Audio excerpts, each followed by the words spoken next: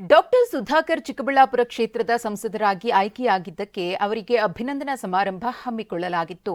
ಈ ವೇಳೆ ಸರ್ಕಾರದ ವಿರುದ್ಧ ಗುಡುಗಿದ ಬಿಜೆಪಿ ನಾಯಕರು ಆಂಧ್ರದಲ್ಲಿ ಜಗನ್ಗೆ ಬಂದ ಸ್ಥಿತಿ ನಿಮಗೂ ಬರುತ್ತೆ ಅಂತ ಕಿಡಿಕಾರಿದ್ರು. ಈ ಸುದ್ದಿಗಳನ್ನು ನೋಡೋಣ ರಾಜಕೀಯ ನ್ಯೂಸ್ ಟಾಪ್ 9ನಲ್ಲಿ. ಸಿಎಂ ಸಿದ್ದರಾಮಯ್ಯ ಏನೇ ಮಾಡಿದ್ರೂ ಬದಲಾವಣೆ ಮಾಡ್ತೇವೆ ಅಂತ ವಿಪಕ್ಷ ನಾಯಕ ಆರ್ ಅಶೋಕ್ ವಾಗ್ದಾಳಿ ನಡೆಸಿದ್ದಾರೆ.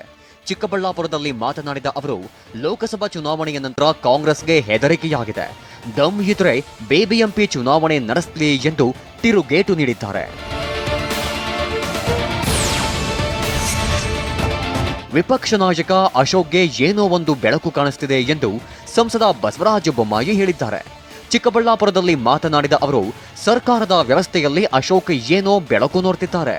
ಅಶೋಕ್ ಸ್ಪೀಡ್ ಜಾಸ್ತಿ ಮಾಡಿದ್ದಾರೆ, ಇದರಿಂದ ಜನರಿಗೆ ಒಳ್ಳೆಯದಾಗುತ್ತೆ ಅಂದ್ರು.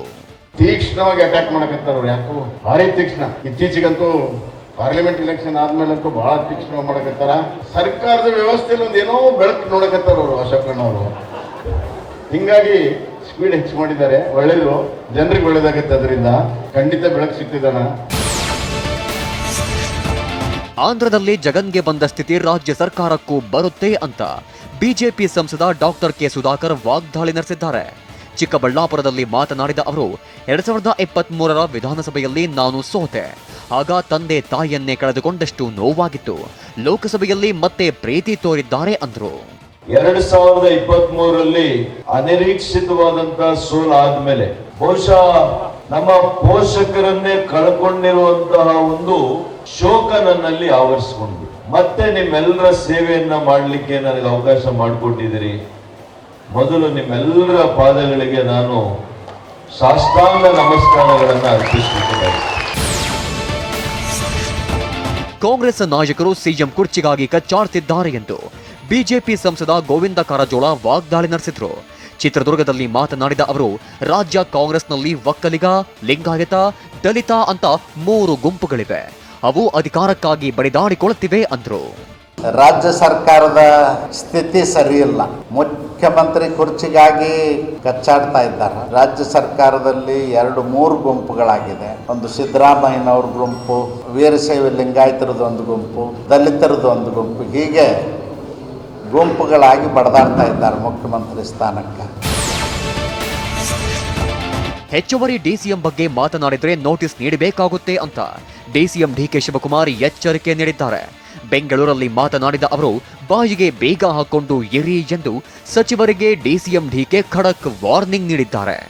ಸಿಎಂ ವಿಚಾರ ಪಬ್ಲಿಕ್ ಅಲ್ಲಿ, ಮಾಧ್ಯಮದಲ್ಲಿ ಡೆಪ್ಟಿ ಸಿಎಂ ವಿಚಾರ ಯಾವ ಮಂತ್ರಿ ಆಗಲಿ ಮಾಡೋಂಥ ಅವಶ್ಯಕತೆ. ಇನ್ನು ಹೇಳ್ತಿರಲ್ಲ, AICC ಅವರಲ್ಲಿ ನಾನಾಗಲಿ ವಿಧಿ ಇಲ್ಲದೆ ನೋಟಿಸ್ ಕೊಡಬೇಕಾದಂಥ ಅನಿವಾರ್ಯತೆ ಯಾರು ನಮ್ಮ ಶಾಸಕರಾಗಲಿ ಯಾರೇ ಆಗಲಿ ಪ್ರಸ್ತಾವನೆ ಮಾಡಿದ್ರೆ ನಮ್ಮ ಪಾರ್ಟಿಯವರು, ನಾನು ವಿಧಿ ಇಲ್ಲದೆ ನಾನು ಶಿಸ್ತಿನ ಕ್ರಮವನ್ನು ಕೈಗೊಳ್ಳಬೇಕಾಗ್ತದೆ.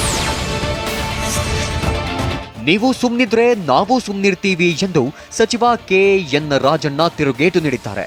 ಬೆಂಗಳೂರಿನಲ್ಲಿ ಮಾತನಾಡಿದ ಅವರು, ಸಿದ್ದರಾಮಯ್ಯ ರಾಜೀನಾಮೆ ಕೊಡಿ ಅಂದ್ರೆ ಕೇಳಿಸಿಕೊಂಡು ಸುಮ್ಮನಿರೋಕೆ ಆಗುತ್ತಾ ಅಂತ ವಾಗ್ದಾಳಿ ನಡೆಸಿದ್ದಾರೆ.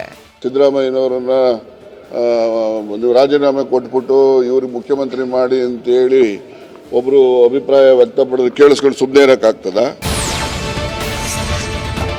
ರಾಜ್ಯಕ್ಕೆ ಏನೇನ್ ಬಾಕಿ ಇದೆ ಅಂತ ಪ್ರಧಾನಿಗೆ ಪ್ರಸ್ತಾವನೆ ಸಲ್ಲಿಸಿದ್ದೇವೆ ಎಂದು ಡಿಸಿಎಂ ಡಿಕೆ ಶಿವಕುಮಾರ್ ತಿಳಿಸಿದ್ದಾರೆ. ನವದೆಹಲಿಯಲ್ಲಿ ಮಾತನಾಡಿದ ಅವರು, ಮೋದಿಗೆ ಸಿಎಂ ಸಿದ್ದರಾಮಯ್ಯ ಎಲ್ಲ ವಿವರಣೆ ನೀಡಿದ್ದಾರೆ, ಪರಿಶೀಲನೆ ಮಾಡ್ತೀವಿ ಎಂದು ಮೋದಿ ಭರವಸೆ ನೀಡಿದ್ದಾರೆ ಅಂತಂದ್ರು. ಮುಖ್ಯಮಂತ್ರಿಗಳು ನಮ್ಮ ಯಾವುದಾದ್ರು ಪೆಂಡಿಂಗ್ ಪ್ರಾಜೆಕ್ಟ್ಸ್ ಇದೆ, ನಮ್ಮ ಏನೆಲ್ಲ ಬೇಡಿಕೆಗಳಿತ್ತು ಅದೆಲ್ಲ ಕೂಲಂಕುಷವಾಗಿ ನಾನು ಪರಿಶೀಲನೆ ಮಾಡ್ತೀನಿ ಅಂತ ಹೇಳಿ ಒಂದು ಭರವಸೆಯನ್ನ ಕೊಟ್ಟಿದ್ದಾರೆ. ನಾನು ಕೊಟ್ಟಿರುವ ನಿವೇಶನಗಳಿಗೆ ನಿಮ್ಮ ಫೋಟೋ ಹಾಕಿಸಿಕೊಂಡಿದ್ದೀರಿ ಎಂದು ಸಂಸದ ಕೆ ಸುಧಾಕರ್ ವಾಗ್ದಾಳಿ ನಡೆಸಿದ್ದಾರೆ. ಚಿಕ್ಕಬಳ್ಳಾಪುರದಲ್ಲಿ ಮಾತನಾಡಿದ ಅವರು, ನೀವು ಗಂಡ್ಸೆ ಆಗಿದ್ರೆ ಜಿಲ್ಲೆಯ ಪ್ರತಿ ಕ್ಷೇತ್ರದಲ್ಲಿ 25,000 ಸೈಟ್ ಕೊಡಿ. ಸಚಿವ MC ಸುಧಾಕರ್ಗೆ ನಾಚಿಕೆ ಆಗ್ಬೇಕೆಂದು ಕಿಡಿಕಾರಿದ್ದಾರೆ.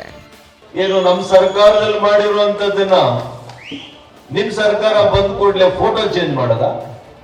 ನಿಮ್ ಯೋಗ್ಯತೆ ಇದ್ರೆ ಇಡೀ ರಾಜ್ಯದ ಉದ್ದಗಲಕ್ಕೂ ಪ್ರತಿ ಕ್ಷೇತ್ರದಲ್ಲಿ 25,000 ಸೈಟ್ ಕೊಟ್ಟು ನೀವು ಗಂಡಸರು ನಿಮ್ಗೂ ಸರ್ಕಾರ ಮಾಡ್ಲಿಕ್ಕೆ ಆಗುತ್ತೆ ಅಂತ ತೋರಿಸ್ತಾರೆ.